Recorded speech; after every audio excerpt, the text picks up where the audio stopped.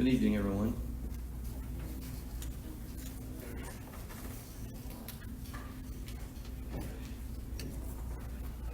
We will call this regular meeting of the City Council of the City of East Ridge for August 8th to order. I'd like to invite Danny Lance from True-Life Church to come forward and give us our invocation and then lead us in the pledge to our flag. If everyone would stand.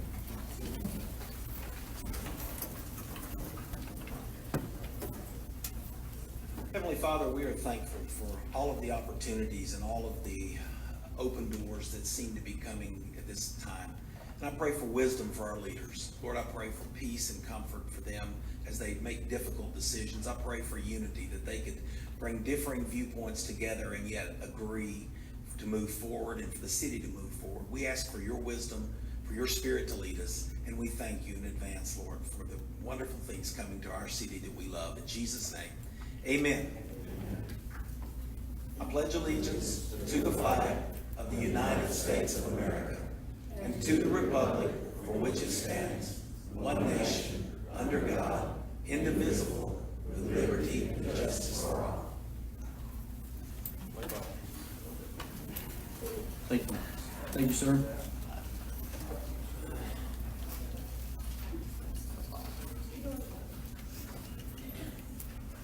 Roll call, Ms. Middleton. Mayor Williams. Here. Vice Mayor Hilton. Here. Councilmember Cagle. Here. Councilmember Chauncey. Here. Councilmember Witt. Here. City Manager Dorsey. Here. City Attorney Litchfield. Here. First item under the agenda is the number 4 consent agenda. I take it that everyone has had a chance to review the approval of the minutes of July the 25th, 2019 agenda work session, the minutes of the July 25th, 2019 regular council meeting. Will entertain a motion for this consent agenda? Make a motion to approve. I second. We have a motion from Vice Mayor Hilton and a second from Councilmember Witt. Do we have any discussion? Roll call, Ms. Middleton. Vice Mayor Hilton. Yes. Councilmember Cagle.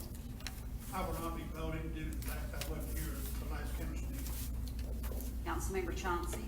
Yes. Councilmember Witt. Yes. Mayor Williams. Yes.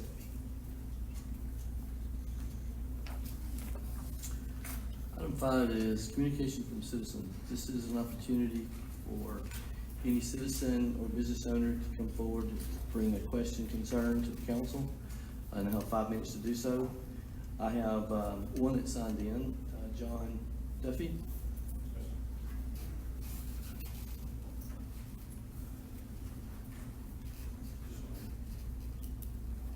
Yeah, if you just, what's your name and your address? John Duffy. I live at 504 Notre Dame Avenue, East Ridge. I received a statement in the mail, certified letter, that a sign that I had in my yard advertising my church was illegal. And I just don't understand how a sign that is not blocking anybody's view of anything, it's about 2.5 feet off the ground, it's about 2 feet wide, and it's on my property. I don't understand how that's a problem. I'd like somebody to be able to explain that to me.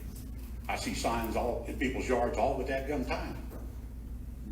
And I don't see anybody say anything about them. I've got an ADT sign in my yard. It's been there for 20 years. Nobody's ever said a thing about it. But I put a church sign in my yard and all of a sudden I'm breaking the law. I need that explained. Do we have any knowledge? I don't have any knowledge of this. Maybe Mr. Custer does. Yeah, I guess, so basically, it's not the type of sign or what's on the sign. You know, right now you have a lot of schools that are doing fundraisers, and schools are doing fundraisers for, you know, Proud Pioneers or Lloyd Bucks or wherever, and you put those in your yard. Those are called SNOP signs, and our current ordinance says SNOP signs are illegal based on what the terminology is. Also, it says signs aren't allowed on residential property. So I think it's not necessarily a misunderstanding, it's how they interpret the code and how it's written in the code, but it could probably use some modification for that reason.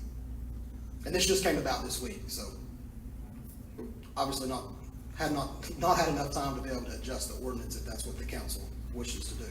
But as you recall, we've had several times over the years where, yards have been flooded with signs, and then, so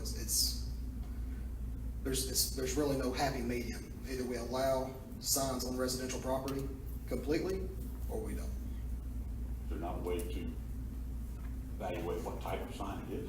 Well, then that would require basically us to go out and evaluate every sign that everybody wants to put in their yard, and then it would get into a permitting on a residential property, and I'm not sure that that would be. There's also a Valid. Supreme Court issue dealing with the content that's on a sign. You can't regulate a sign based upon the content on a sign. This is a sign inviting people to church. I I'm saying can't it's see still how content that's on a sign. violating anybody's rights. Versus, well, that, the No, Supreme and Court I says. yeah, and I don't disagree with it, with what he's saying at all. Right. What I'm saying is basically, that's just the name, the trade name of that type of sign is a snipe sign. And Want to it's give me the definition residential. of what a snipe sign is? A snipe, what? It's, so basically, if it's a sign, whether made out of cardboard, laminate, wood, that's either posted on, it could be posted on a tree, it could be posted on a limb, or put on stakes, just like an election sign. I actually had to look it all up myself, just because of this issue that just came up. See, I have a problem that I can put a sign in my yard that helps somebody get reelected, but I can't put a sign in my yard that invites somebody to church. Only a certain time of year you can do that. You just enforce. God the doesn't have ordinance. seasons, I'm sorry. Yes, sir. Our job is to enforce the ordinances. If there are issues like this that come up, then that's obviously when the mayor and the council may look at some of these things and see if there's things that, Is this if something they they need can to, look at? that they may want to change. Yeah, and I'll be happy to look at other drafts. Like I said, that sign ordinance we went through, spent 2 years doing it just a few years back. But I'll be happy to look and see what some of the others are doing as it relates to residential yard signage. Others as in other communities? Yes. Other cities? To see how it's regulated. Well, like I said, you can't regulate based upon the language that's on the sign. No, it's either you're gonna have to allow them or not. I don't know what Chattanooga's Size is ordinance a is, but I sign, see these signs in size is- Chattanooga but you can't properties do all the what's time. written.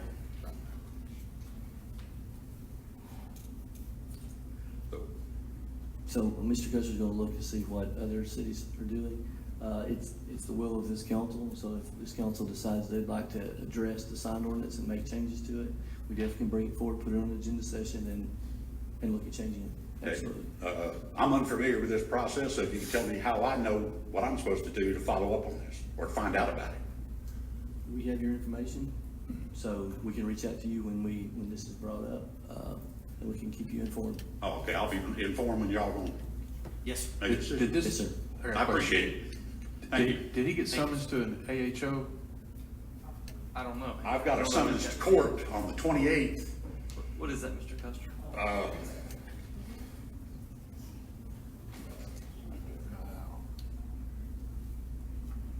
They were telling me that I have removed the sign until I get this resolved, but they're threatening to fine me $500 for having a sign in my yard. So that's an AHO. Yeah, it's an AHO hearing, yeah.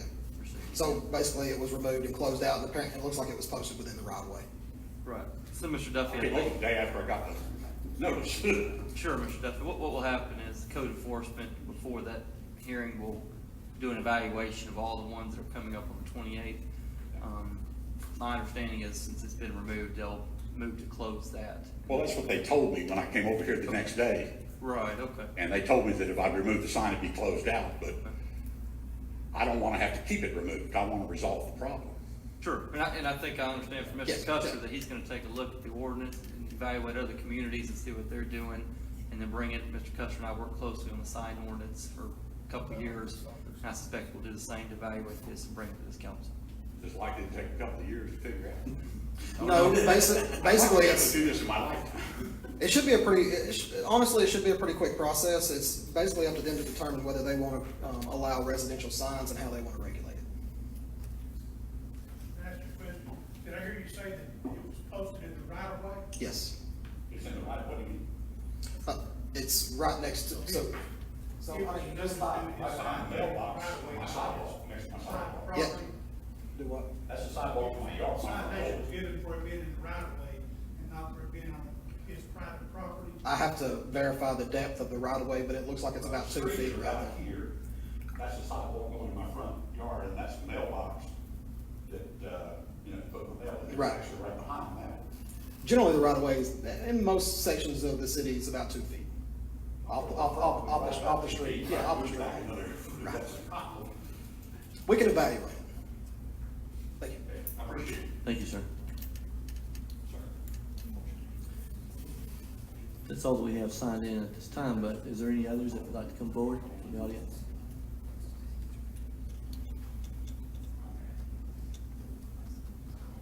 I appreciate it.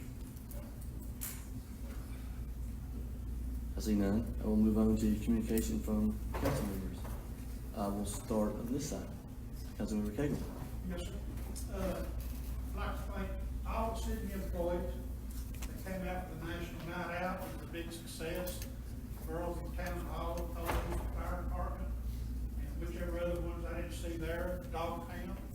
But it was a big success. I didn't see you there. I was out of town. I really, really wanted to be here, but I was out of town. Also, I'd like to thank everybody for their prayers for, Donald's family with her aunt passed away, so.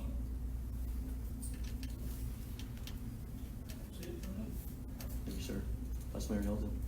Same here, I was out of town, I hated to miss that, but I heard it was a huge success, and thank you for everybody that participated, and made it a huge success.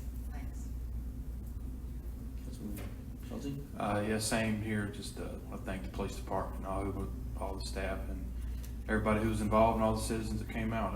I enjoyed it. It was a great time. I think next year we could probably build on it and make it even, make it really something special. I enjoyed it too, and I appreciated all their hard work, and the hot dogs were fantastic, y'all. All right, so communication from the mayor, same thing. I really hate that I missed it, but, Mr. Allen, would you like to come up and say a little bit about it? We've heard from the council members. I hear it was a great event, saw a lot of, great pictures, a lot of hard work and effort. I think it was a great, it was the first one, correct? It's the first one that we've had since 2014. I was ecstatic over the way it turned out. We had a lot of people. Event was supposed to officially start at 6:30. We had quite a few people by 6:15. I had three of my officers that were doing the cooking, and the food turned out well anyway. But all of the people that went in to make this such a success, I mean, it was a really big group effort, especially we had some booths set up. My officers were there to hand out information about crime prevention, about just school safety, and our Citizens Academy, which we'll talk about later. And then the people from City Hall that helped us, Ms. Middleton was out there running food as she could with her broken toe. Trish Perry also, Human Resources. Amanda Bowers was invaluable. She helped set the whole thing up. We worked together to get everything arranged, and she did a fantastic job as well. And I appreciate those of you that were able to make it and come out, and hopefully next time y'all will be in town. But I was very happy with it. Thank you, sir. While you're there, I think this is also one of your bullet Oh, you points. stole mine again. He's already standing right here. Do you want to go ahead and tell us about the Citizens Police Academy? Yes, sir. As far as I know, this is the first time East Ridge has put on a Citizens Police Academy. This is an opportunity for citizens, business owners, and employees of business within the city of East Ridge to come and learn about the police department. We're going to have topics like we'll talk about our K-9 unit, our traffic division, our patrol division, criminal investigations.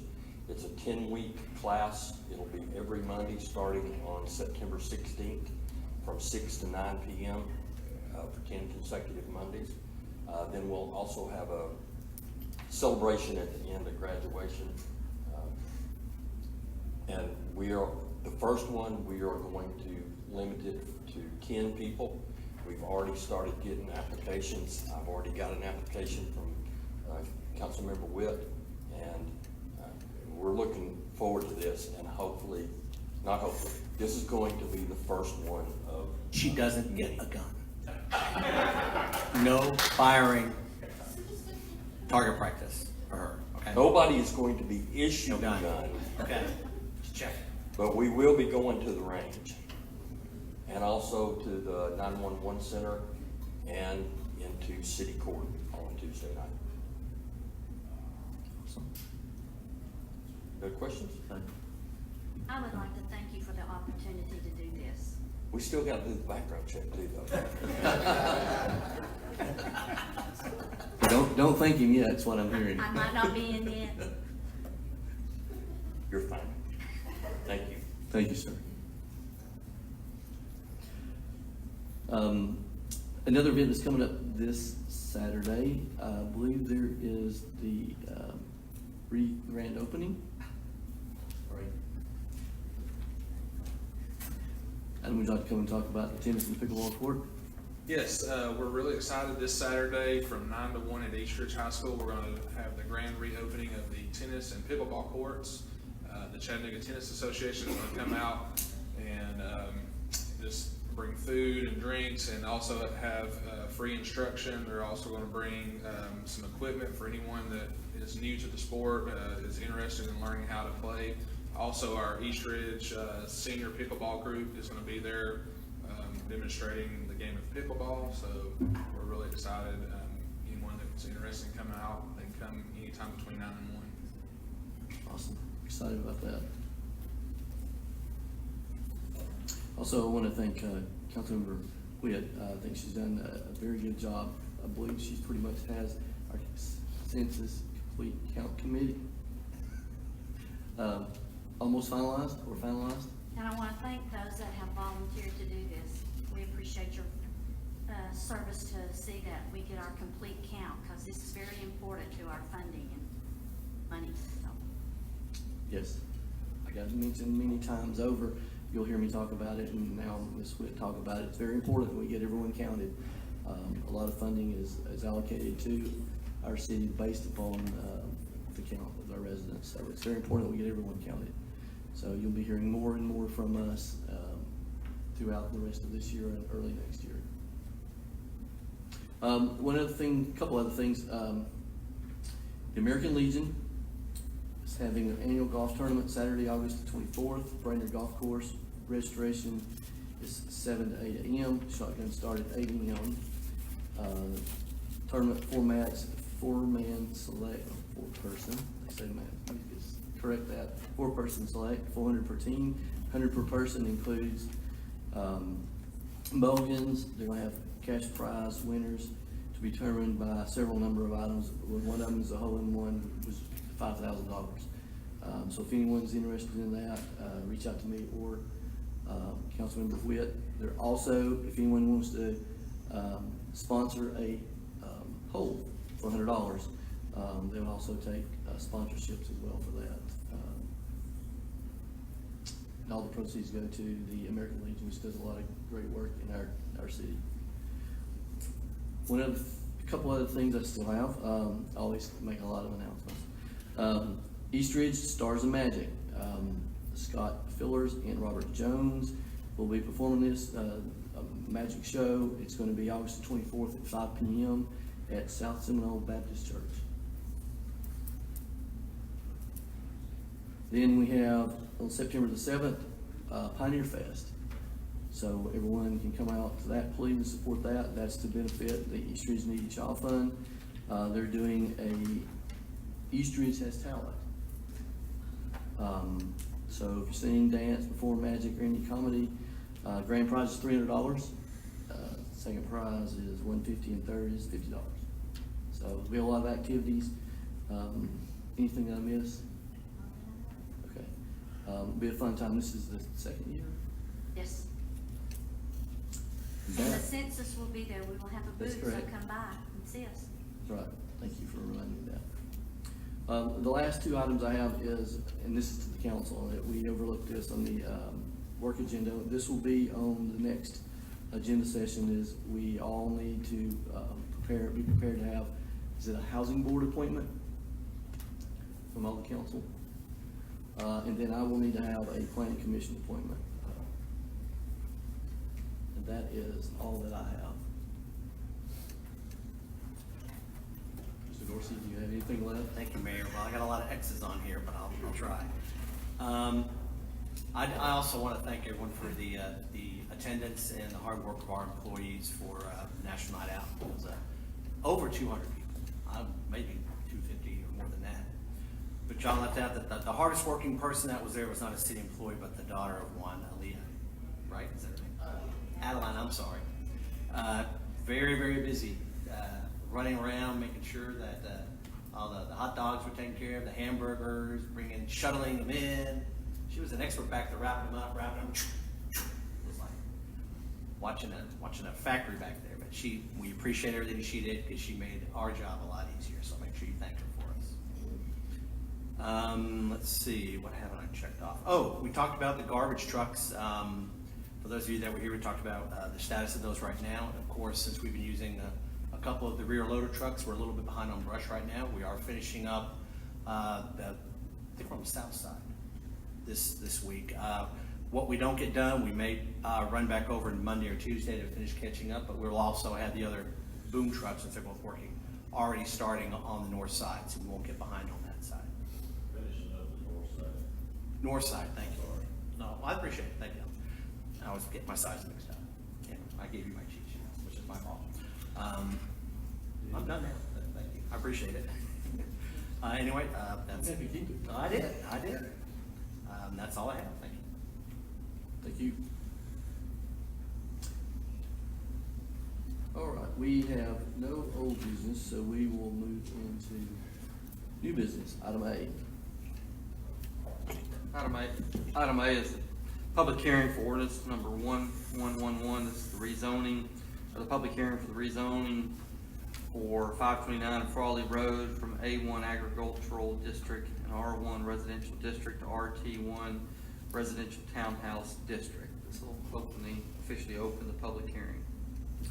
Yes, we will open this public hearing.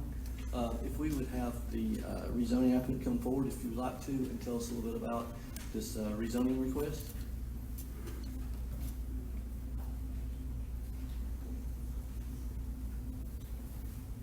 Yes, Mayor, Vice Mayor, and Council.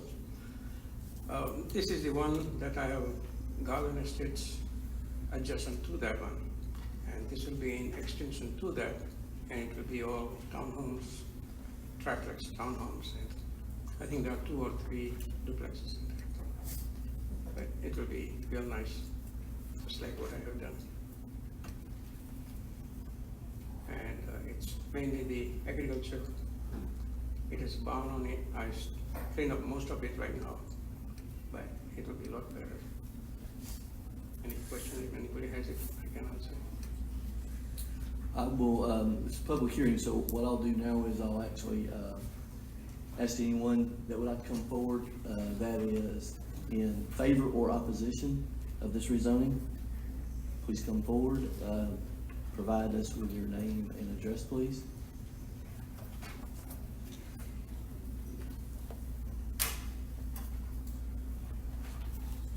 Good evening. I'm Ruth Brawley, and I live at 6909 Waycroft Drive, which is right across the street from the property that Mr. Desai is going to develop. And we had, I'm here representing several community people, and if we'd had a little more time, I'm sure I could have got a whole lot more here, because we were not advised of this. We live just directly across the street from the property, and I don't know if we're within 300 feet or what, but we didn't get a notification of it. And the first that I knew he was wanting to build homes and in that area, but now I understand he's wanting to build more than just homes. He wants to build townhomes. Plus, he also came back and wanted to build homes that had a smaller lot, which meant that he could put more homes in there. So I had a lot of questions for Mr. Desai. I think that's the way you pronounce his name. Desai? Okay. Should I address them directly to him, or how does that work? This is Judy. Let Judy. Well, this is the public hearing. I think if you want to just sort of identify them for this council, so the council can take down notes, and then I think they can address Can address wherever those. Mr. Desai went. Before we close. Okay, I'm Judy Owens, and I live at 6907 Wake Robin Drive. We have lived there for 3 years, and that property across the street has not been touched. It's been like that for 3 years. They tore the house down, moved it on Count Jordan Road, and they cut some trees down, and they have holding ponds or whatever in the back of the property that is big enough to sit a house down in. And all this property floods, so where's all that water gonna go if he puts 200 houses down there? Or more. Plus, he's already put condos there, and then he's gonna go to the horse farm. Of course, all this is gonna have to be built up, so where's all the water gonna go? And if he builds all these houses and these townhomes, where in the world is the traffic gonna go? Because when it floods, they have to close Count Jordan. So when they do that, then all the traffic that's coming from the end of Frawley Road has to come all the way down Frawley Road. So that's one concern. You know, they keep saying he's gonna build houses, he's gonna do this, but for 3 years, we've had to look at this. And all he does is mows the grass that's along the road, and that's it. Nothing else.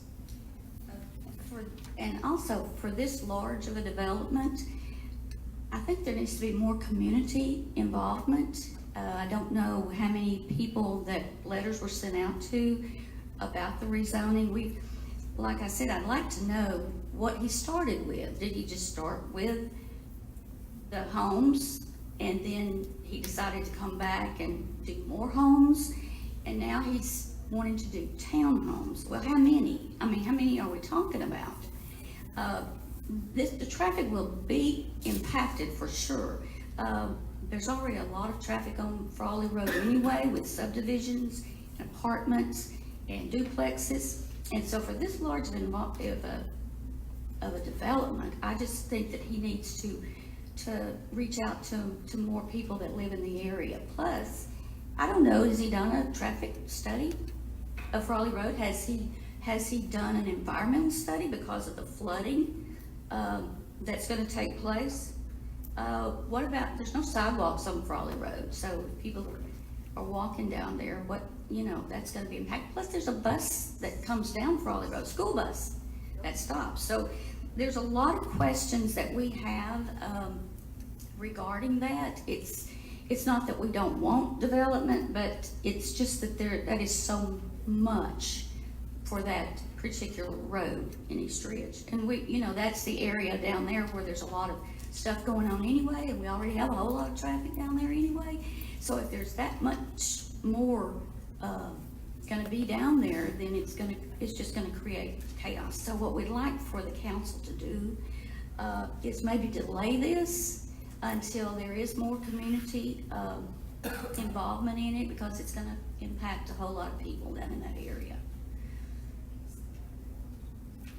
Plus the new motel that's supposed to be built at Frawley and Ringo Road, which I cannot imagine it being done.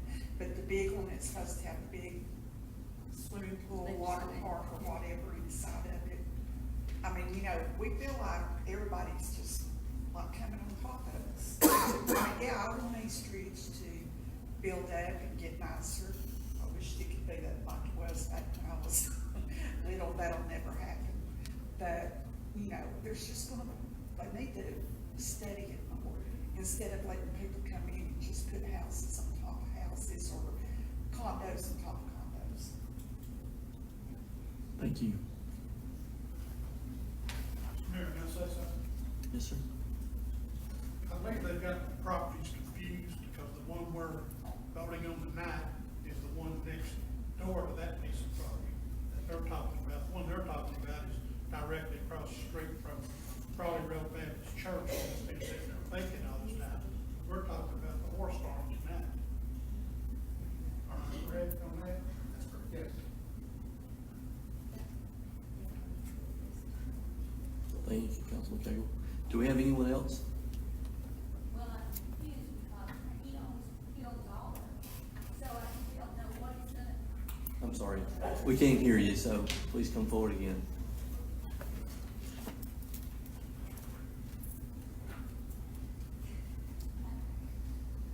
he owns both pieces of property, correct? So what is he gonna put on what? Is he gonna put the houses on one property and the townhouses on the other? You know, what's he gonna do? That's our question. And how many is he gonna put on that property? Okay. Thank you.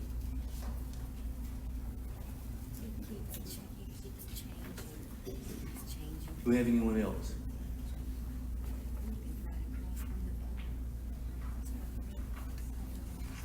I see none. Mr. Desai, would you like to come forward and address the concerns?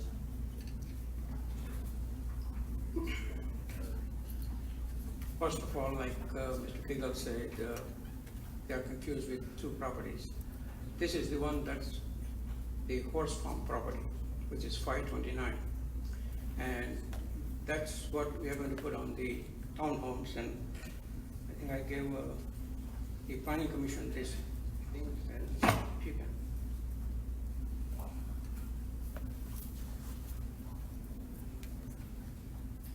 yeah, that's, we've got that in the packet. That's, I've got one. Got one.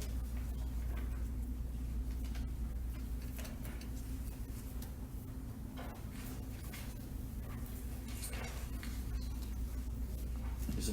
It may help if I provide a little bit of a reference and understanding for how these projects started and where we are now. The original project, which is the one that everybody keeps referring to across from Frawley Road Baptist Church, which is the larger piece of property. The stormwater detention that's in the rear of the lot, as I believe she was referring to, that was for the original single-family home development that was designed as a RZ1, which is residential zero lot line. But when they came for the original plan, they asked for a little bit larger lots. Over time, they started seeing other developments that was going on in East Ridge throughout Hamilton County, one being Perry Village, for example, of how the RZ1, how tight the lot lines can be, and you still have an attractive neighborhood. So that was already in the code.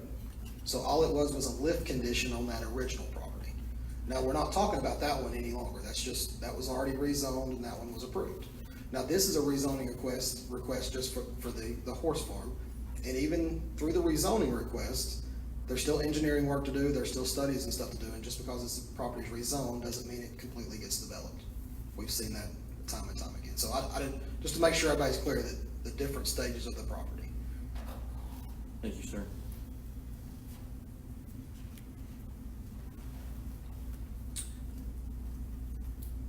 So some of the other questions was flooding concerns, traffic concerns. You explained, Mr. Custer explained about the, which property. How many units was also one of the questions, It will be 77. 77?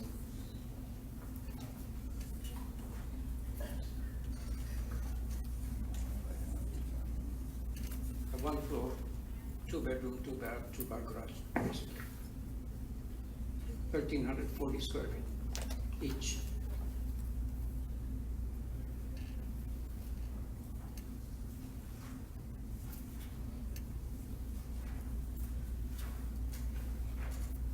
I know, Ms. Brawley, you mentioned that you was here with several others. How many actually are here opposing the rezoning opposition? Okay.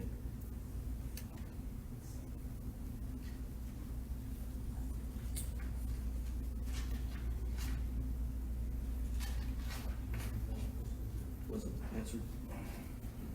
Still answered?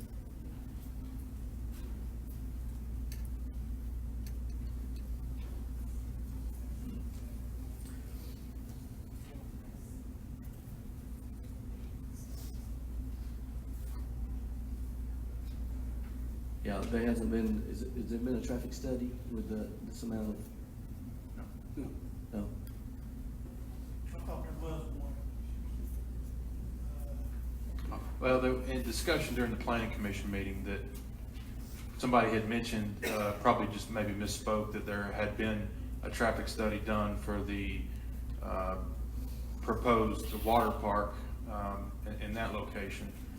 After doing some research, after the meeting was over with, it turned out that there was actually never one done. Question for you.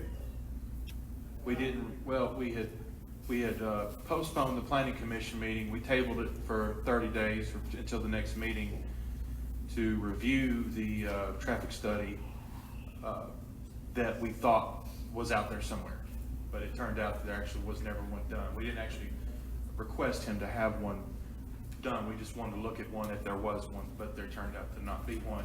So, so that's the question to your answer about the traffic study. Do we have anyone else that would like to come forward before we close the public hearing? In opposition or in favor?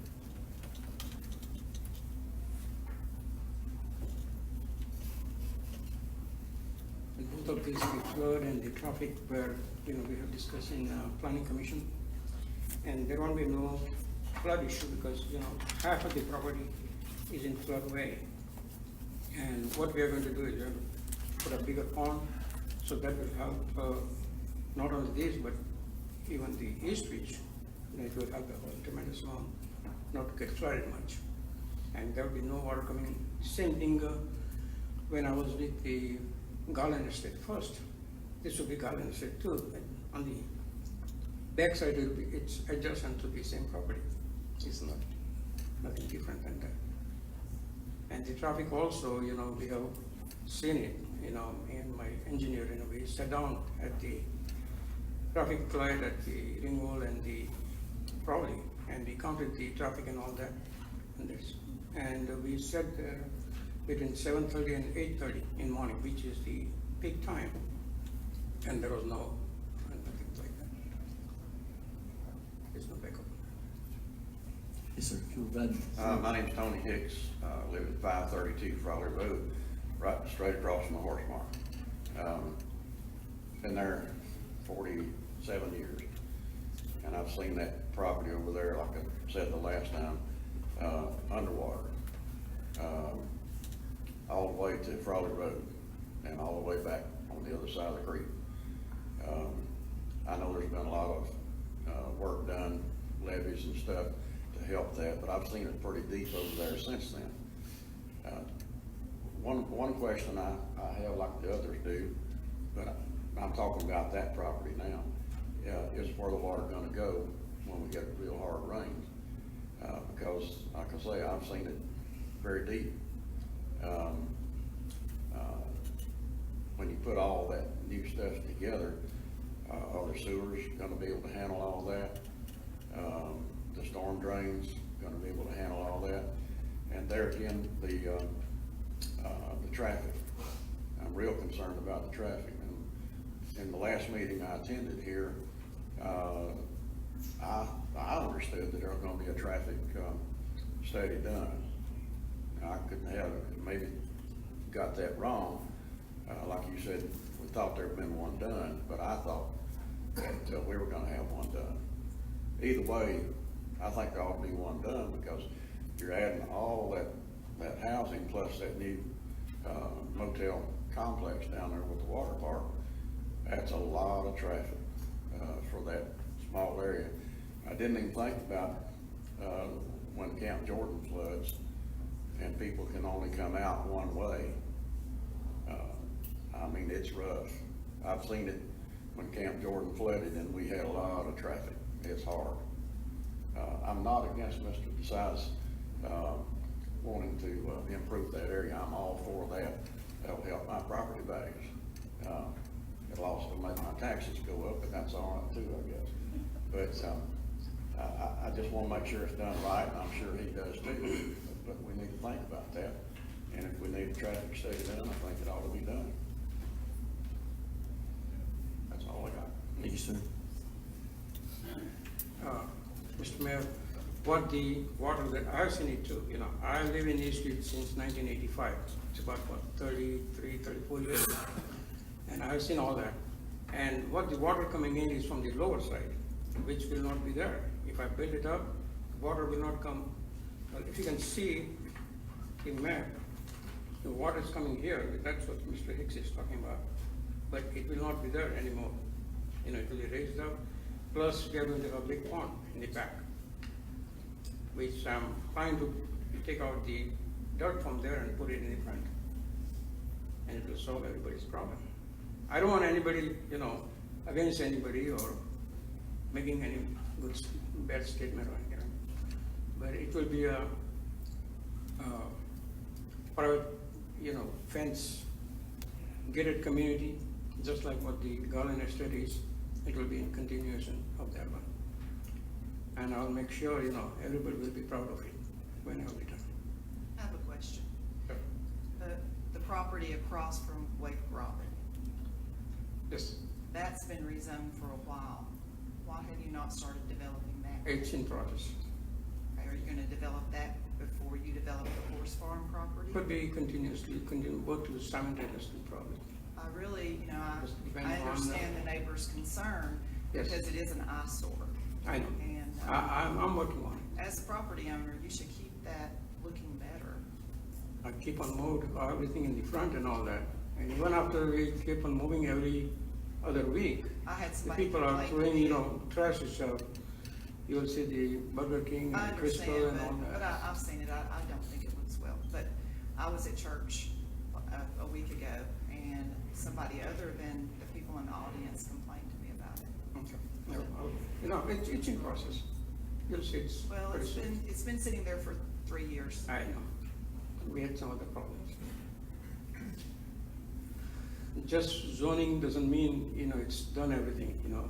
After the zoning, like Mr. Custer says, there's engineering things going on, there's a WWTA, stormwater, sewer, utilities, all that thing goes into it. And we have to comply with everything besides FEMA. And they will not allow a single thing without. We are raising it up to more than 100-year flood level. And all that will be taken care of to where it is. I think we're all in favor of development, but like I said, that property has Yeah, been. that property, I know, you know, and it's in the process. You'll see it shortly. I think what I'm trying to say is I would like to see that develop with a horse farm. Both will be done. Is the 77 units, is that for the horse farm property? Horse farm, yes. What kind of units are you gonna develop on the other one? Other one, that's a single family home. How many? I think it's 140, something like that. That was all done, approved and all that, ready to go. I'm working on those. Do we have anyone else? I did also receive an email, I want to go ahead and read it for the resident, so it's on record as well. Phil Totten. I'll read from his email. I have received a notice for the proposed rezoning of 529 Farley Road. As I will not be able to attend the meeting due to health-related issues, I would like to voice my opposition to the proposed change. My opposition is based upon the environmental impact the current and planned townhouse/condo/zero lot projects are having on the area, as well as the change to the R1 residential aspect of our street. As previously noted in the first meeting of the rezoning of this parcel, I was also concerned about the variances that have been provided and are under consideration for select developers in this area as they relate to spot zoning. And again, that was Philip Totten, 614 Farley Road.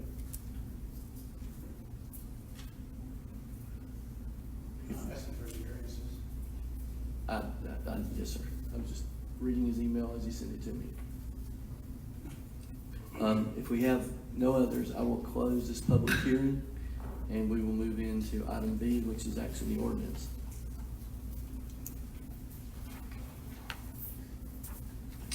Ordinance number 1111, an ordinance of the City Council of the City of East Ridge, Tennessee, to amend the zoning regulations and the zoning map of the City of East Ridge, Tennessee, so as to rezone the property located at 529 Frawley Road, tax map number 170G-A-006.02 from A1 Agricultural District and R1 Residential District to RT1 Residential Townhome District.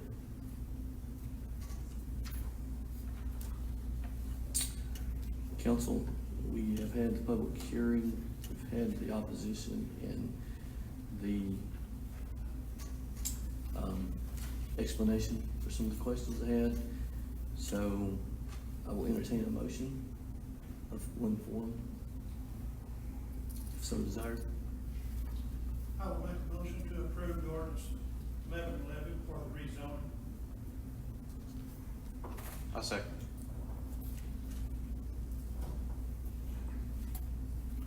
We have a motion to approve by Councilmember Cagle and a second by Councilmember Johnson. Do you have any discussion? One question, if I may, real quick. I haven't read through the entire, codes yet, but I was asking Mr. Custer about this before. I know this is just the rezoning for this. After the rezoning is complete, the next step would be to subdivision plans and all that fun stuff and bring it to the planning commission, right? What sort of performance bonds or things do the, if you don't know, and I'm planning on researching this, I just haven't done it yet, so it may be a rhetorical question. What sort of performance bonds does any developer have to do for the city of East Ridge for this sort of thing? And I don't think you said we have subdivision development agreements here where if somebody starts a project and finishes, which I had happen when I was interim city manager in Millington, someone didn't finish a project and the city had to go in and finish the roads and everything else because the developer went bankrupt. So I'm just sort of curious, and this is just for any developer, whoever it is, do we have any of that sort of stuff in place to handle those situations, or is that something we need to look at in the future to make sure that East Ridge is protected from that sort of? So we do have the bonds for the roadways, but as we discussed this morning, being able to expand on that would also help alleviate some of the concern that I believe has been raised by other individuals and council members in here on the timing that it takes for a project. So if a project takes so much time, it may have to come back and be revisited. So there's a lot of different things that we could do. If you'll think, over the last few years, we've just actually started seeing development. Over the last 20 years, not a whole lot has happened. Thank you. Because like you may have certain milestones they have to hit, whether it's the installation of the utilities or the water and sewer, or they get a certain percentage of the development completed, they get a portion of the bond. There's different ways all that can be done. Speaking of sewer, didn't we receive a grant we turned over to WWTA to improve that whole end down there on the sewer system? In this exercise. Or something? Well, generally, we apply for the CDBG, which is the Community Development Block Grants, and if we receive that based on what our application is, then we turn it over to the WWTA. Don't recall if we were actually awarded that, but that's right now currently do the $7.5 million project in Basin 10. I was thinking we did the secret. But this area itself that we're discussing is actually not in Basin 10. It actually stops at Trantham's. I think what you're referring to is WWTA received grant funding to do that whole Basin 10 area. But like, no, we did not, no. We had nothing to do with any of the application. That was strictly Hamilton County.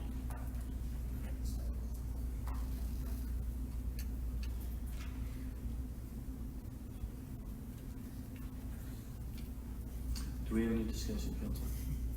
Can we honor their traffic study request? 77 units, and then didn't you say 140? Well, we have 140 on the original rezoning of the previous property. This is a 77 additional for this. The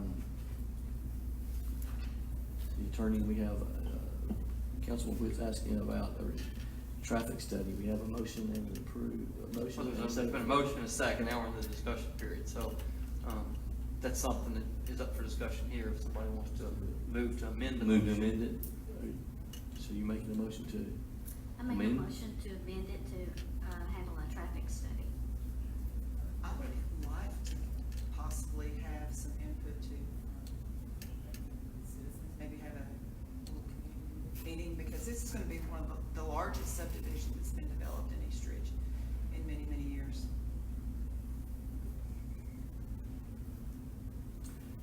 So You we, want to amend it again? well, Yeah, I'm confused. we have a motion. Vice Mayor Helton wants to do a community some more community input, but we had the public hearing. He wants to do a traffic study, but somebody's gotta pay for it. Which I guess that would be on the developer, and those take about a month, 2 months. Finish up, and I know a lot of the residents here are ready to get that property up there cleaned up, but, I mean, And we could rezone, but can there be, that's rezone? I know there's still a lot of engineering and studies that are still gonna take place, not a traffic study, but I guess I wouldn't be opposed to looking at a traffic study if that's the will of the council. So we need a traffic study for the rezoning of this horse farm. Then when they come back, bring us for the final funding, and then we can request a traffic study, can't we? Yeah, but Mr. Custer, you may could probably request it, but if he meets a certain guidelines within the townhome regulations, then it's basically, it would get approved by the building inspector. It's gotta meet within the confines of the townhome. So it may be that a traffic study can't really make an impact one way or another if they're otherwise complying with the regulations as it relates to townhouses. The traffic study should be tied to the rezoning, whether it's for approval or denial. So any of the prerequisite information that comes through planning commission or comes through city council, that should be the information that's utilized to justify whether the property should be rezoned or not. Once it passes the rezoning phase, then you can tie landscaping and other things to that, but not necessarily a traffic study, because at that point, you're wanting staff to determine whether we're gonna approve the development or not after it's already been rezoned by city council. Now, this property across the street from the church has already been rezoned, so that's the go, whether this traffic study comes back, That's correct. Yes. It's already been approved. It can start on it tomorrow. I guess that's my question, why has it not started yet after 3 years? I've asked that, we've had the same discussion.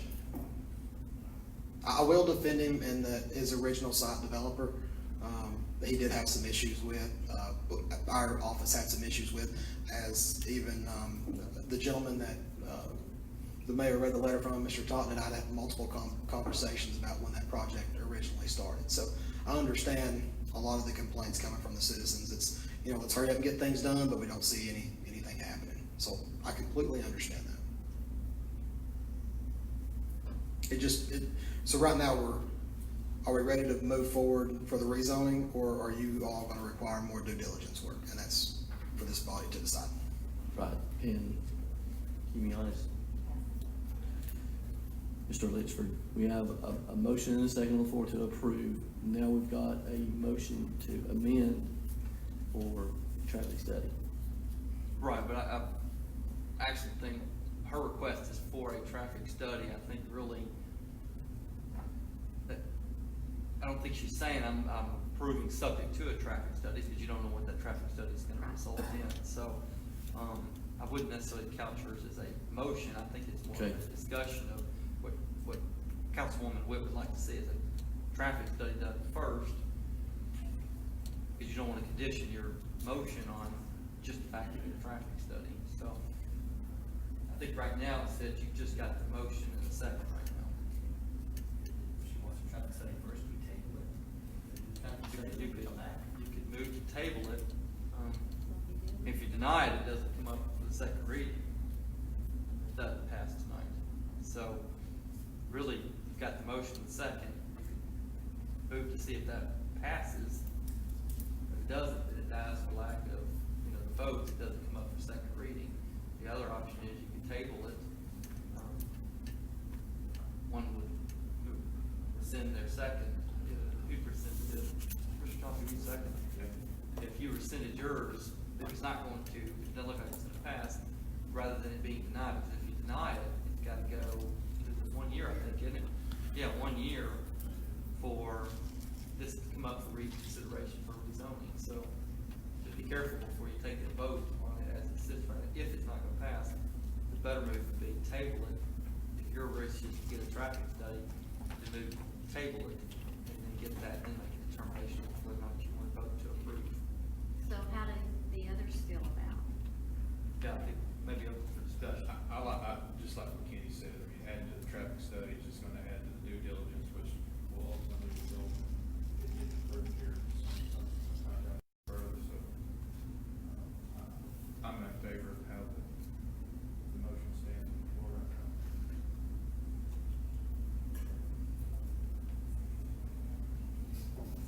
But like he just said, we go ahead and do the rezoning tonight, the first reading. Then not have the second reading till we get the rezoning Let me try this. Traffic study. with Right. traffic zone, traffic study, yeah. So that would put it out 4 more weeks for that. I'm correct, hearing you say it takes 30 days to get a traffic study. I think on average, I'm not really sure, I think it'd probably take at least that, but, again, That's barring it doesn't get denied, then it's dead. Traffic study? No, the approval, correct? Right. I mean, well, what Councilman Cagle is saying is pass it tonight and then Vote on it tonight. vote on first reading tonight, let it sit. But that vote has to be approved. But this vote, as it stands, Has to be approved or it's dead Right. for a year. Was my point.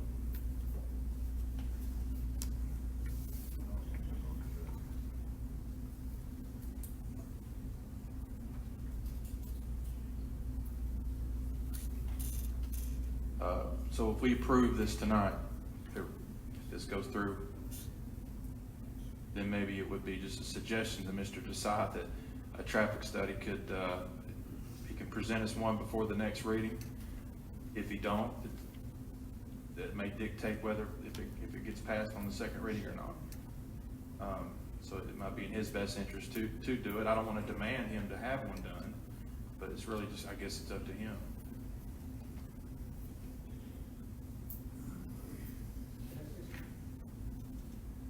Yes, sir.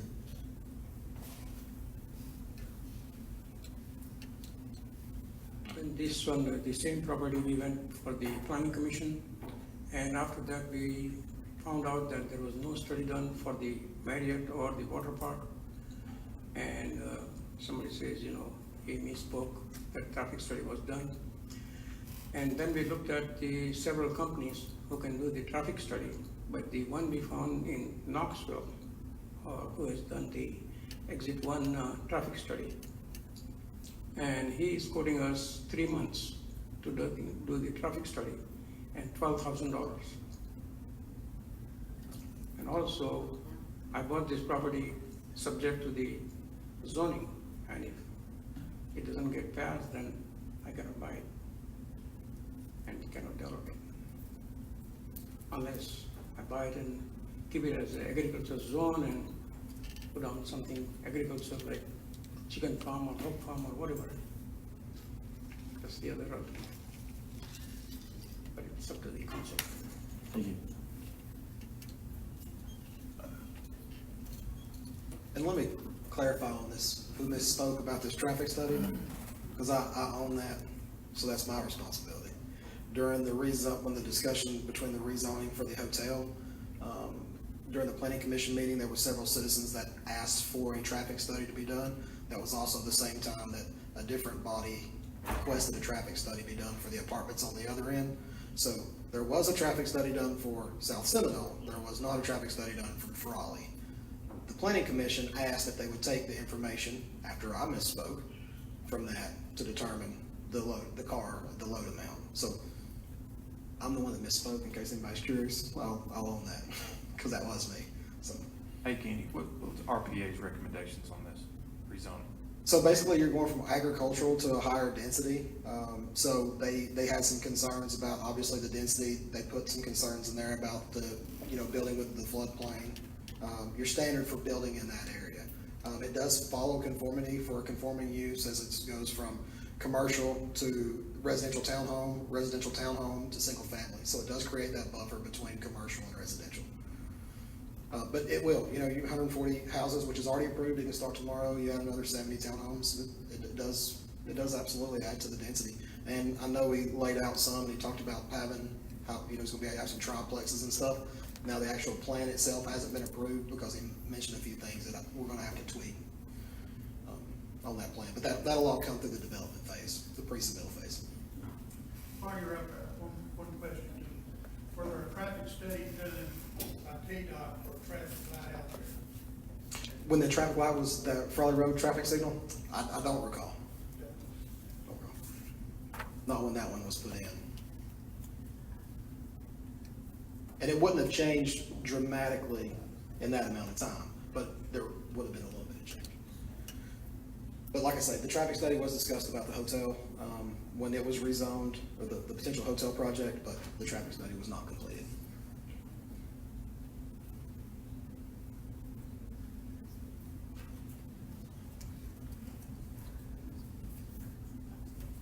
Do we have any other discussion? Council?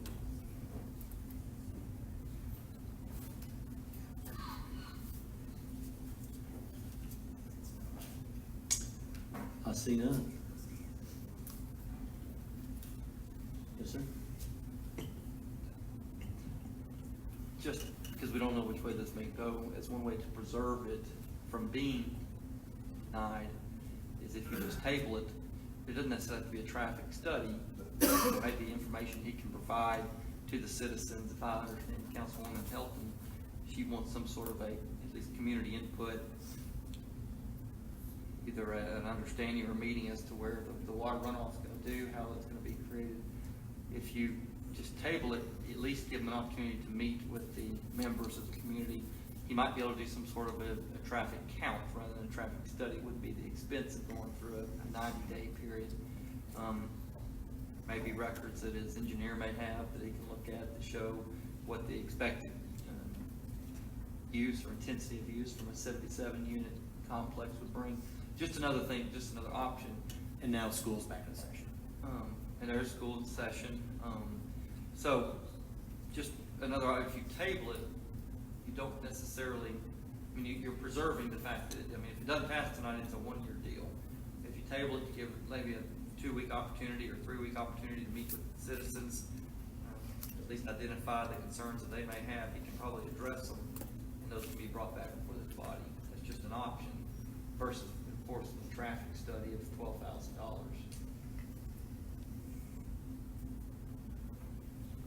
You mentioned a traffic count. That consists of a little black box with rubber hose run across the street. Well, Count reading. I wouldn't suggest, mine is more, I bet there are studies out there, some of that can borrow from, that indicate, 77 additional units plus 140, so that's 217, what the expected increase in use would be over and above what it would otherwise bring. There may be TDOT records, I don't know. There may be, that's something his engineer may know, or he can just get with a traffic engineer that may be able to provide that just generically. So at least the citizens, because what I heard, I think, was the citizens had more questions than opposition, if I'm correct. And they're just wanting a little bit more information. That's what I heard. But that's just a suggestion. If you table it, you're not taking the chance that it might actually fail, because now you're out a whole year. And so this land is going to sit out there at least for another year undeveloped, versus what maybe just a little bit, 2 weeks, 4 weeks. Certainly not the 90 days and a $12,000. You may be able to resolve the questions of the citizens between now and 2 weeks or 4 weeks. I got a question. If we vote on the motion that's on the floor right now, and we don't get a majority vote to approve it, he's out a whole year, or we? It doesn't go to second reading. So under the zoning regulations, it's a 1-year requirement to wait.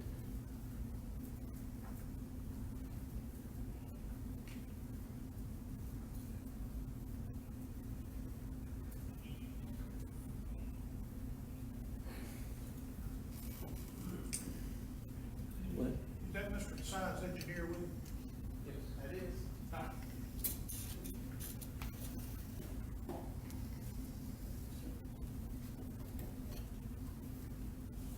I know this question's kind of going to put it back, and I hate to put this thing off.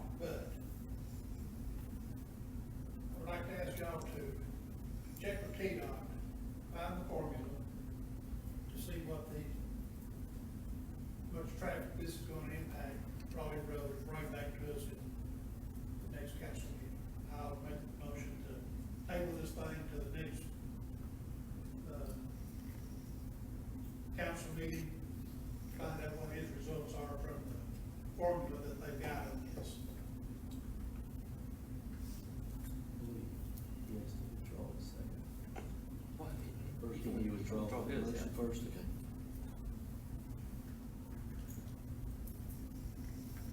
I've said this before, Joseph Ingram. I had to figure out My issue is I am not a traffic, I am a civil engineer, but I am not a traffic engineer. And so I've spoken to a couple, and some that have worked on the exit one properties, and it's, I asked the exact same thing you asked. I said, isn't there some voodoo you can do to kind of tell me?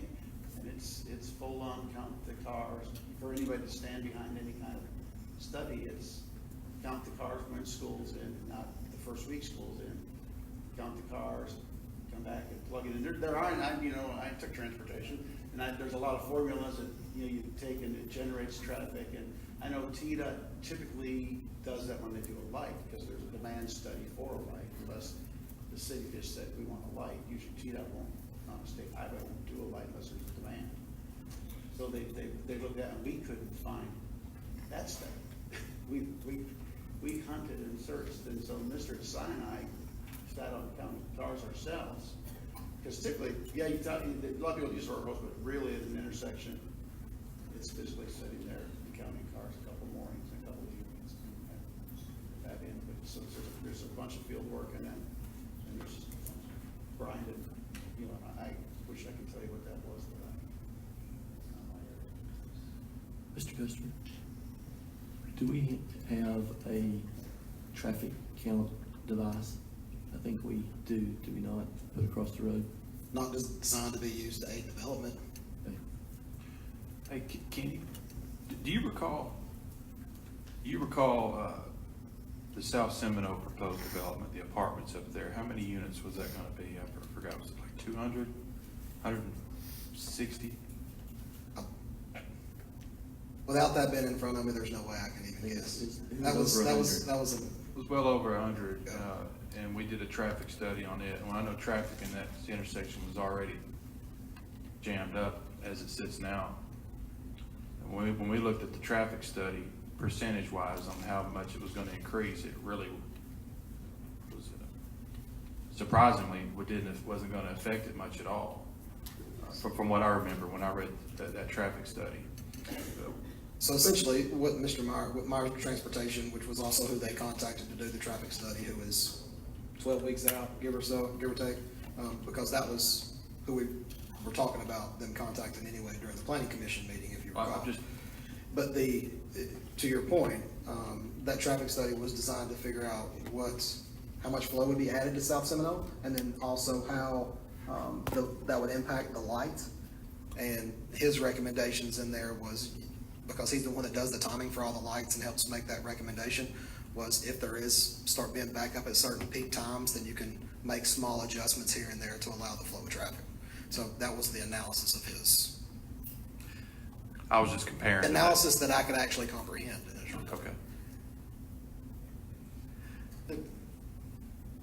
I'm a developer, so I've seen a lot of traffic studies, and Councilman Chauncey's exactly right. But he gets excited about traffic studies, but typically 77 units is a blip on the radar. And, so if it would make you more comfortable, I've done this before where we've said we will get the traffic study as part of the development plans and incorporate what the traffic study recommends into the development. Because my experience is I don't want to commit Mr. Desai to a lot of stuff, but my experience is for all these at a really good level of service, the lights at a really good level of service. I mean, unless there's a big hiccup like the flood or there's a game at Camp Jordan, typically there's no people are getting through on the first arrow. We didn't see anybody miss a cycle. So if that would give you a level of comfort, we could do something like that where we would incorporate the recommendations of a traffic study into the development. But I mean, I've done that before on other developments, and stepping out for Mr. Desai, but I'm just saying that might be something to give you a level of comfort.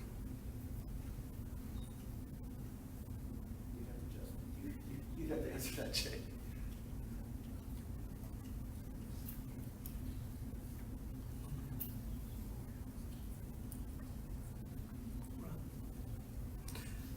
So, Councilman Cagle, did I hear you were going to pull your motion, or are you still staying? That's right, I was waiting to hear from him, and I Okay. tried to hope to see if he could get a formula to bring back to us within the next couple of weeks, but since he can't, then, Blame it on me. I'm gonna back up that here and, I'm gonna let my first thing go, you know, I don't know. I hate to lose this vote, but I think we need to go ahead and rezone it. Let them bring it back to us. for the second vote.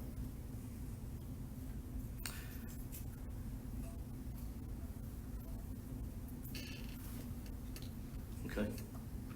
Well, I've heard several concerns of the citizens, and not only about the traffic, about community input, about the development of the existing, the previous zone. So I'm to preserve, because I'm not sure if we have a majority vote to approve, so to preserve the rezoning and not possibly lose it for a year, I'm gonna make a motion to table this and see if I get support for that. I'll second that. We need to remove our, Well, I confirmed. Right, generally, when there's a motion and a second, that motion's out there. If there's a motion to table, it operates similar to a motion to amend, but in this case, it's a motion to table. It would, if there's a majority that votes on the motion to table, then it would in effect table it. It would override the first and the second. Heard a motion to table and a second. Yeah, the motion to table is to provide Mr. Desai the opportunity to have a community session with the citizens to discuss his plans, perform a traffic count. Well, it doesn't sound like a traffic count No, can really be okay. performed, but I think if nothing else, maybe grab the study from the South Seminole, development as just sort of a barometer, is what I Right. think I understood. Mr. Chauncey at least asked about, but does that at least give some indication about Correct. it? But it may not be an accurate study, but at least it gives the citizens some sort of input as to what expectation they may realize. But that would be, if I understand the purpose of bringing forth that, but not necessarily a traffic count, because I understand that really can't be achieved. Any discussion? Yes, ma'am. He did not. Yeah, I think he did withdraw his motion to table, I believe, didn't you? He did not. Oh, okay. I didn't make a motion to table it. Correct. I said I'd be willing to make a motion depending on what he said. So since he's out, I'm ready to back up and start all over, so. Okay. So he did not. But I made a motion to table, and it was seconded by Councilmember Witt. So we're doing the roll call for the table. Roll call, Ms. Mills. Vice Mayor Helton, Yes. Councilmember Cagle, Yes. Councilmember Chauncey, Yes. Councilmember Witt, Yes. Mayor Williams. Yes.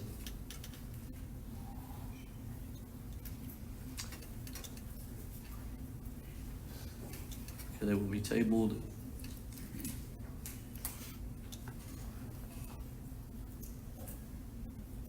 Item number C.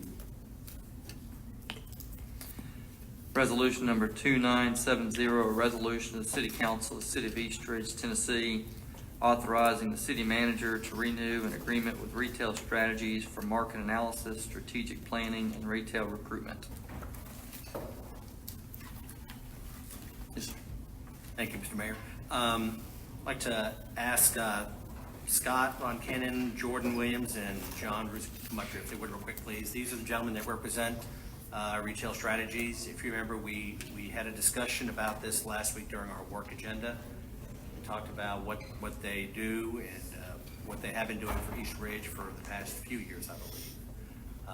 So if you all have any questions for them, they have come to answer them.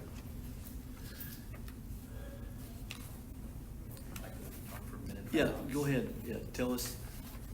Okay. A little bit of retail strategies, I think some of the, I think at least half, or at least two council members in use, if you'll just tell a little bit about yourself, your service, and then we'll Sure. have maybe some questions from council. Sure. Well, I'll introduce myself. I'm Scott Von Cannon. I'm our COO.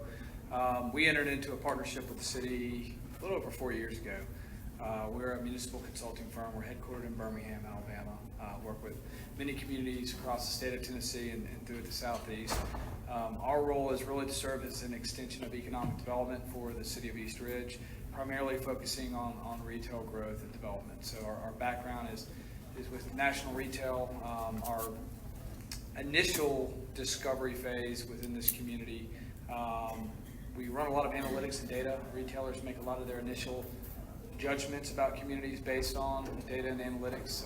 Following that, we have spent a lot of time in the market, obviously, cataloging commercial properties, identifying sites that we believe are good fits for national retailers that would be potential opportunities here in East Ridge. We attend somewhere between 15 and 20 conferences a year as a company. We have a very deep team. We have about 35 employees. You're looking at just 3 of us today, but we have a whole marketing staff that creates marketing flyers. You've probably seen some of the city flyers. So we'll take items like these to trade shows and set up one-on-one meetings with these retailers and developers. I know we presented I believe a 3-year recap to the mayor and Chris a couple months ago, which I believe you guys might have seen copies of that. We've been responsible for bringing many retailers to this market, obviously, with the announcement of the Red Wolves and all the activity that's going on in East Ridge. We currently, we certainly want to take advantage of the exciting things that are happening. So we've had a lot of success, again, recruiting several retailers to this market.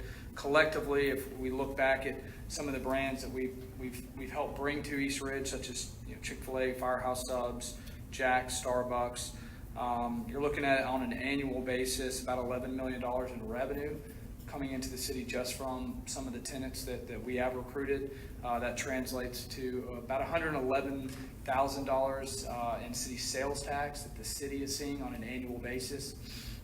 And collectively, about 126 to 130 jobs, give or take. So we have currently a lot of businesses, retailers, and restaurants that are still very interested in East Ridge, that we have continued conversations with. Our existing contract expired in March of this year. Obviously, we've had some administration changes, so we were waiting for a good time to address the council, really fill you guys in on what we've done and really what, more importantly, what we look forward to continuing to work on. And then again, we ask for our continued partnership here with the city of East Ridge.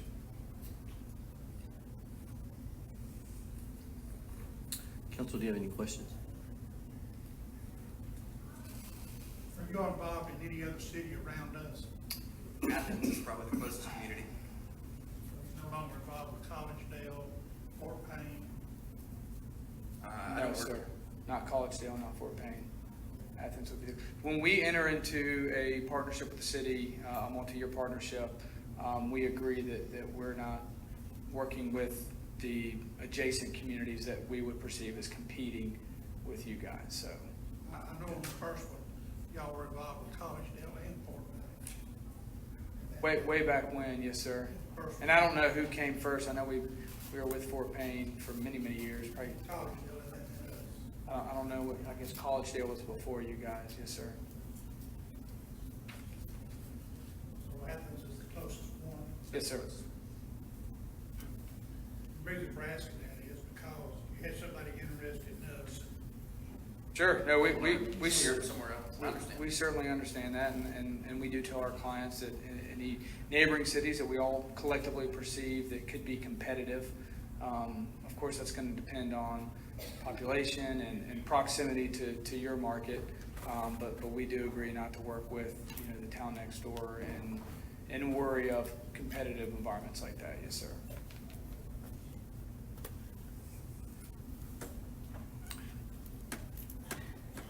Any other questions, council? Tell us a little bit about your contract fees. Yeah, so we originally entered into a 3-year agreement at $26,000 a year. We're asking for another 3-year partnership at $26,000. As a company, we've essentially existed for not much more than 6 years.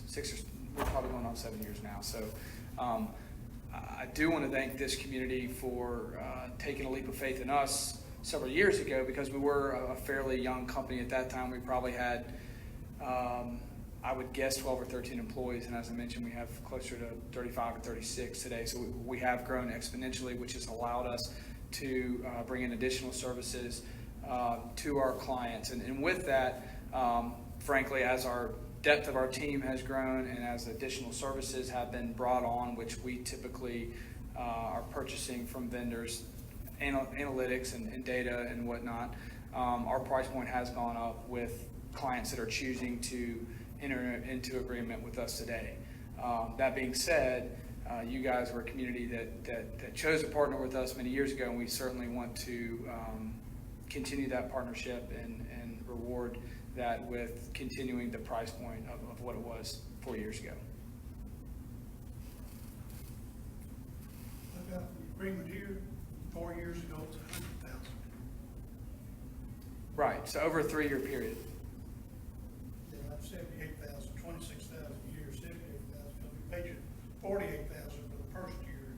Right. And $26,000 and $26,000 that comes with it. Right, so it's $100,000 for the first 3 years. correct. The first 3 years was $100,000, and typically when we enter into the original agreement, year one in most scenarios is at a higher price point. A lot of the initial legwork is done on that first year, so that's why the price point was $100,000 over the original 3 years. So you're clearly looking at a price decrease. The reason I brought that up is because it cut down. Yes, sir. Hey, you guys familiar with the streetscape project that we've got coming up in the future? On the west end of Ringgold Road, there's a pretty distressed commercial corridor. Obviously, you're familiar with that. Well, we're in the process of purchasing right-of-ways and putting in a water infrastructure, sidewalks up and down each side of the Ringgold Road on the west end, which I thought you want to be aware of that, because I think initially that's going to help revitalize the commercial corridor on that end.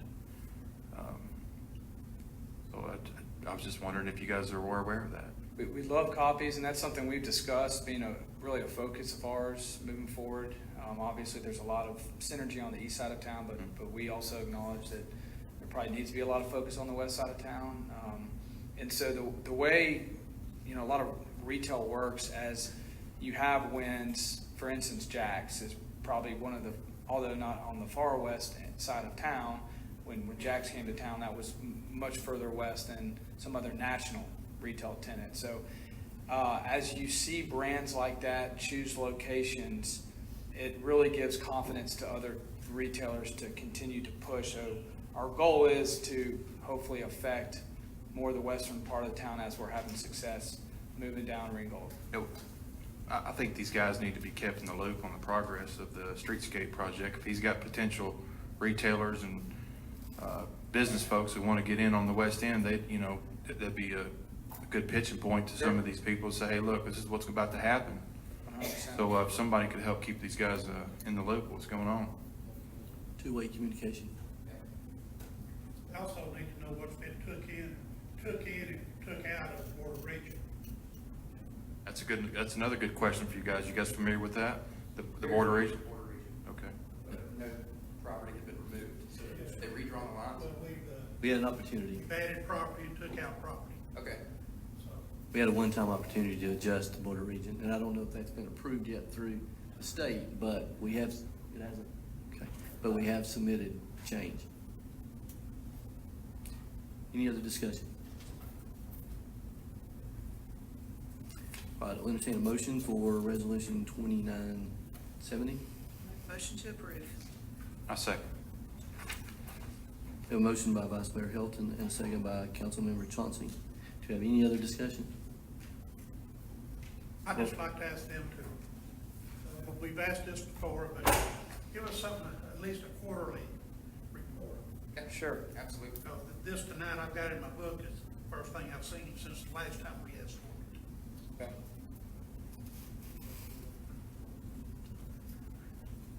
Roll call, Ms. Middleton. Vice Mayor Hilton. Yes. Councilmember Cagle. Yes. Councilmember Chauncey. Yes. Councilmember Witt. Yes. Mayor Williams. Yes. Thank you. Okay, thank you. Item number D. Resolution number 2971, a resolution of the City Council of the City of East Ridge, Tennessee, awarding annual bids for street department materials for fiscal year 2019 to 2020.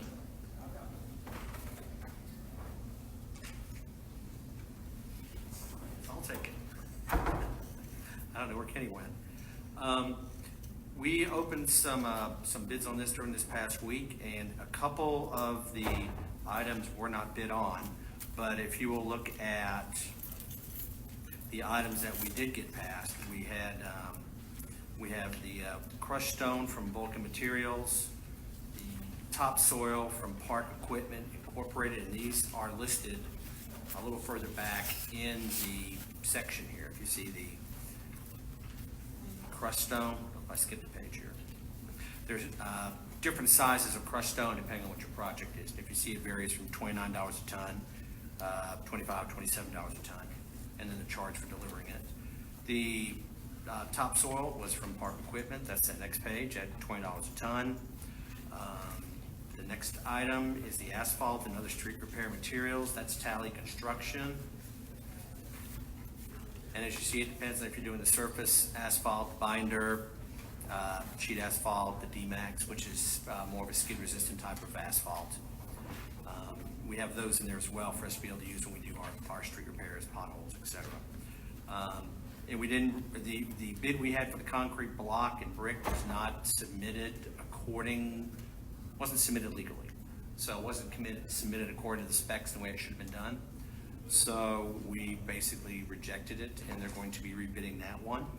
And the last one of the various types of drainage pipe, we didn't receive any bids at all on that, so they are going, Kenny and the Public Works guys are gonna be going back out to hit the streets, so to speak, to make sure we have some vendors that will bid on that this next time.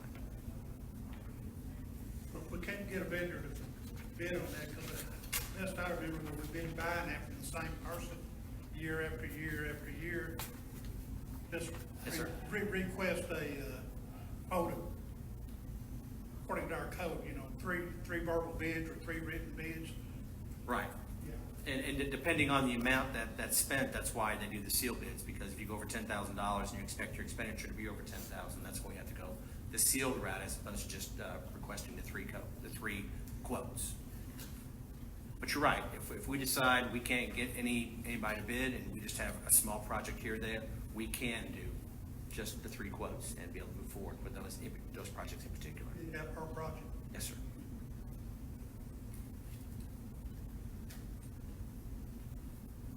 So this motion for this resolution would be for the 3 top materials, crushed stone, topsoil, and asphalt, and other street material.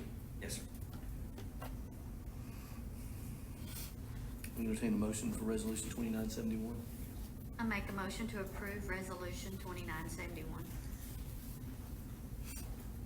Second. Have a motion from Councilmember Witt and a second by Councilmember Chauncey. Do you have any other discussion? Roll call, Ms. Middleton. Vice Mayor Hilton. Yes. Councilmember Cagle. Yes. Councilmember Chauncey. Yes. Councilmember Witt. Yes. Mayor Williams. Yes. Item E. Resolution number 2972, a resolution of the City Council of the City of East Ridge, Tennessee, approving the application for and acceptance of the fiscal year 2019 Edward Byrne Memorial Justice Assistance Grant in the amount of $10,988 to purchase equipment and/or pay for training for the East Ridge Police Department. Ms. Bowers. Yes, Mayor and Council, this is a grant that we get usually every year as long as we apply for it. What it is we get an allotment from the federal government, which is the amount that you see in your memo and the resolution. And at this time, I'm working with Chief Allen to identify what we'd like to purchase or do training with those funds. Currently, we still have 2 burn grants active, so this would be the 3rd one. Thank you. I'll entertain a motion for Resolution 2972. Motion to approve Resolution 2972. Second. We have a motion from Vice Mayor Hilton to approve and a second by Councilmember Whitt. Do we have any other discussion? Roll call, Ms. Middleton. Vice Mayor Hilton. Yes. Councilmember Cagle. Yes. Councilmember Chauncey. Yes. Councilmember Witt. Yes. Mayor Williams. Yes. Item F. A resolution number 2973, resolution of the City Council of the City of East Ridge, Tennessee, adopting the Hamilton County multi-jurisdictional natural hazards mitigation plan and authorizing the Office of Emergency Management to submit the plan to the Federal Emergency Management Agency. Powers. Yes, Mayor and Council, as we discussed in the previous meeting, we are a part of course, Hamilton County and the regional area, and the hazardous mitigation plan is something that all of the local jurisdictions have come together to design. And this is just basically what we would do in case there was natural disasters, tornadoes, storms, floods, things of that nature, what the plan would be. And we turn that into the federal government in order to help us secure funding, especially FEMA dollars. So this is just a housekeeping item that we're asking for you to approve. Thank you. I'll entertain a motion for resolution number 2973. I make a motion to approve Resolution 2973. I'll second. We have a motion to approve by Councilmember Witt and a second by Councilmember Chauncey. Do we have any discussion? On the back page, is HMGP number 4427. Available funding is nearly 7.5 million. Okay.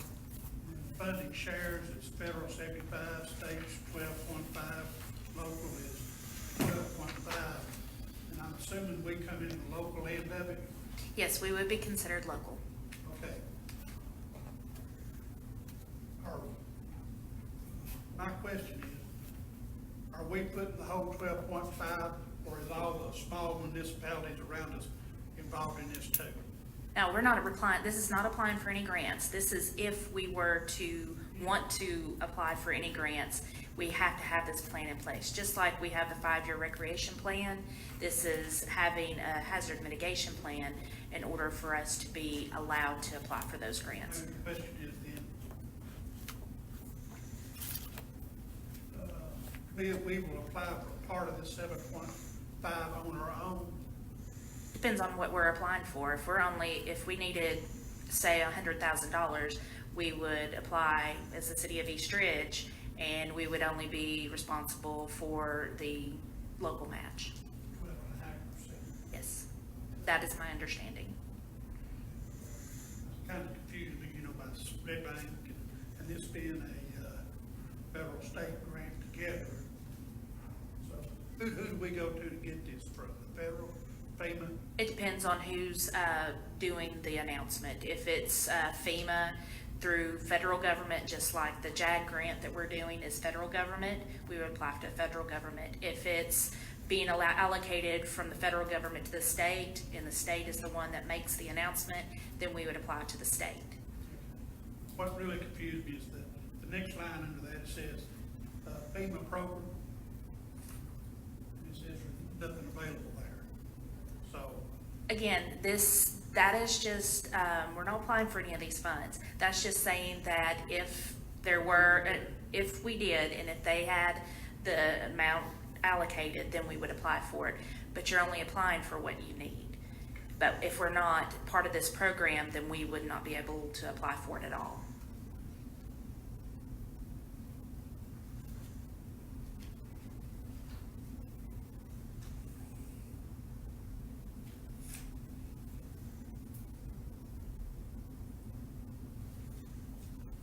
Any other questions, sir? Do we have any other questions, council? Roll call, Ms. Smith. Vice Mayor Helton, Yes. Councilmember Cagle, Yes. Councilmember Chauncey, Yes. Councilmember Witt, Yes. Mayor Williams. Yes, Thank you, Mayor and Council. thank you. That concludes all the items for tonight's agenda. I will adjourn the session and wish everyone yes, sir. No worries. I just forgot to mention that the application for the Citizens Academy is on our city's website. Awesome. Or they can stop by or contact? Yes, sir. Awesome. Thank you. All right, I will adjourn the meeting. Everyone have a good evening.